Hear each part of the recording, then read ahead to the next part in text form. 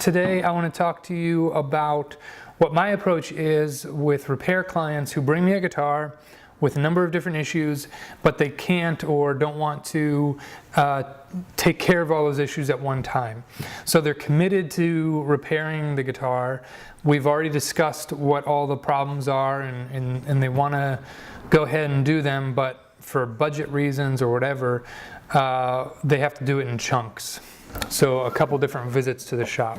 This guild was brought into me because a new under the saddle pickup system was installed by another shop recently, and the client doesn't like the way it sounds. He says that it sounds quacky, that there's a lot of treble and sort of has a kind of a nasally sound to it.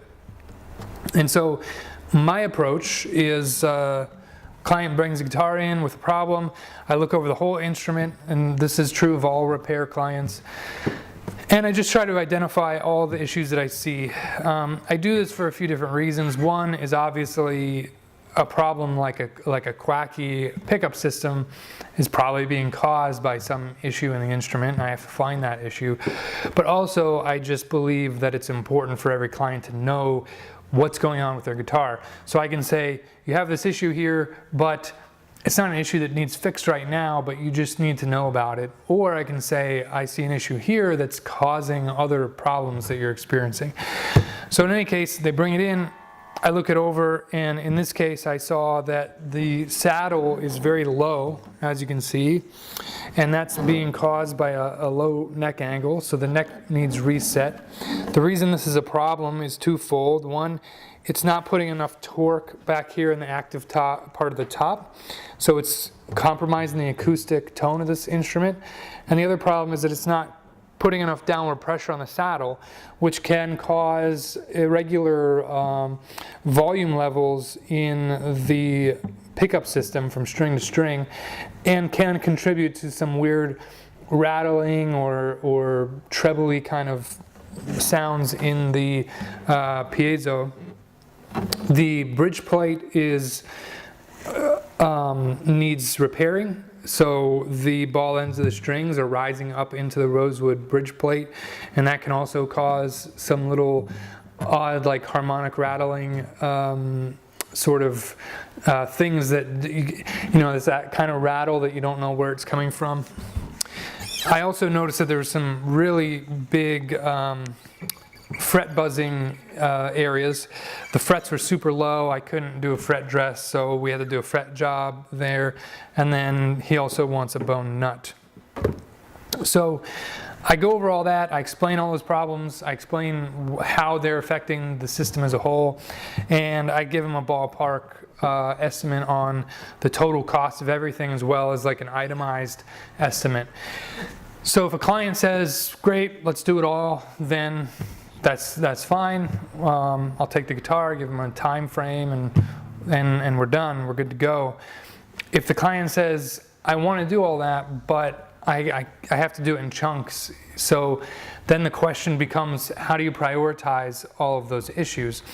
So I look for two main factors when I'm trying to determine the priority of repairs in that case. First, I want to identify the things that I'm sure are causing problems versus the things that I suspect are causing problems. And I want to go after the things that I'm sure are causing problems first, so that I can eliminate those, and then I know like where to look next. So in this case, I suspect that the low neck angle and the low saddle are causing some of the issues that he's having. Maybe not all. I also suspect that the bridge plate issue is contributing, but I know for sure that he has some really buzzing issues in the frets, particularly in the strings that he's complaining most about. So for me, that means that the frets are the priority, because I know for sure that that's a problem. The second factor I'm looking for is I want to give my client the best bang for their buck every time they come in the shop. So the fret job and the neck reset are the two major players here, and each one of those is a substantial cost to my clients. So when they come in and they give me a bunch of money and I hand the guitar back to them, I want to make sure that whatever I've done is going to give them a really noticeable improvement in the instrument. I want them to feel like the investment that they put into their guitar was worth it. So if I do the neck set, I'm fairly certain that it will make the guitar better. It will definitely, it definitely needs to happen for this guitar to be optimal, but he's still going to have buzzing in the frets. So I don't want him to pay me, $300-400 to do a neck reset and then still have all this buzzing because of the fretwork. Now on the flip side, if I do the frets first, I know that when I hand it back to him, there's going to be a real noticeable difference. It might not solve the problem 100%, but it will be enough of an improvement that I'm confident he will feel like it was money well spent. Then we can tackle the next set later on and bring it the rest of the way and hopefully solve the problem completely then. So, I lay all that out to my clients, and I basically, in this case, I said we should do the frets first. I'll have to touch up the frets again when we do the neck reset, but as long as you bring it back to me in a reasonably short time frame and you haven't worn the frets much, then I should just be able to quickly touch them up and spot treat some areas. I shouldn't need to do an entire new fret dress. So let's do the frets first.